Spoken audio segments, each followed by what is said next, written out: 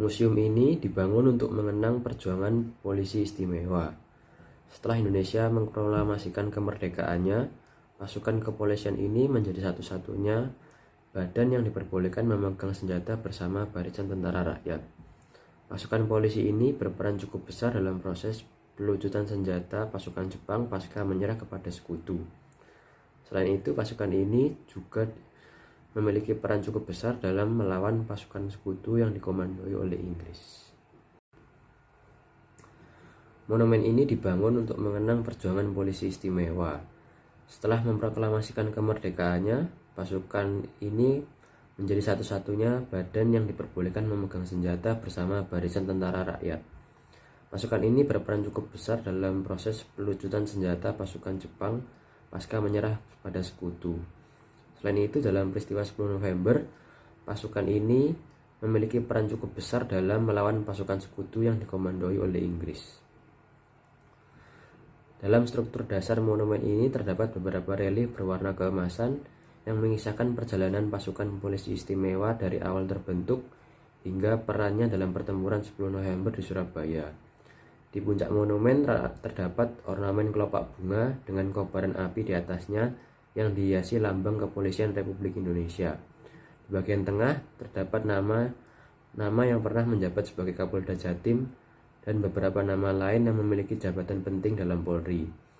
Di sudut kiri, tepatnya di tengah-tengah Jalan Polisi Istimewa, terdapat monumen M. Jasin yang sedang digambarkan menunggangi kuda.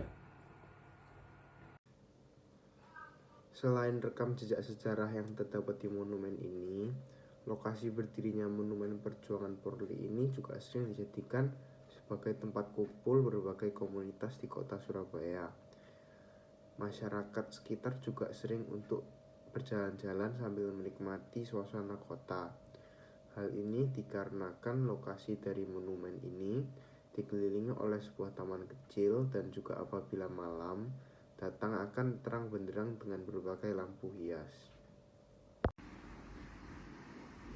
Rute Monumen Perjuangan Polri jika dari Sidoarjo itu tinggal mengikuti Jalan Ahmad Yani, lalu ke Jalan Wonokromo, lalu ke Jalan Darmo, dan jika sudah sampai ke perempatan tinggal lurus lalu putar balik. Monumen ada di sebelah kiri di seberang Hokpen Jalan Polisi Istimewa. Transportasi yang dapat digunakan untuk menuju tempat tersebut seperti mobil, sepeda motor, dan sepeda. Namun, kita juga bisa menggunakan seperti angkutan umum seperti bus, angkot, dan becak. Namun kita juga bisa menggunakan layanan taksi online seperti Grab dan Gojek untuk mempermudah sampai di tujuan. Untuk masuk ke Monumen Polri ini tidak dikenakan biaya, sehingga semua pengunjung bisa masuk dengan gratis. Hanya saja syarat yang perlu ditaati oleh semua pengunjung yaitu tidak diperbolehkan untuk membawa makanan maupun minuman di sekitaran Monumen Polri ini untuk menjaga lingkungan sekitaran Monumen Polri dan kenyamanan pengunjung lain sehingga tidak kotor dengan yang namanya sampah. Untuk jam operasionalnya sendiri untuk hari Senin hingga Jumat dibuka mulai pukul 8 pagi hingga 10 malam.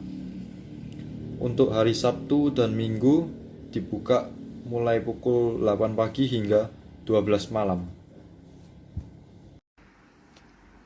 Rute Monumen Perjuangan dari Jembatan Suramadu atau Madura itu dapat dilalui melewati Jalan Karangasem lalu belok ke kanan ke Jalan Mejen Profesor Dr. Mustopo, lalu gunakan lajur kiri ke Jalan Gubeng Pojok, lalu ambil jalur kedua untuk belok ke kanan ke Jalan Pemuda, lalu ke Jalan R.A. Kartini, belok kiri ke W.R. Supratman, lalu belok ke kanan ke Dr. Wahidin, dan belok ke kiri ke Jalan Dr. Sutomo.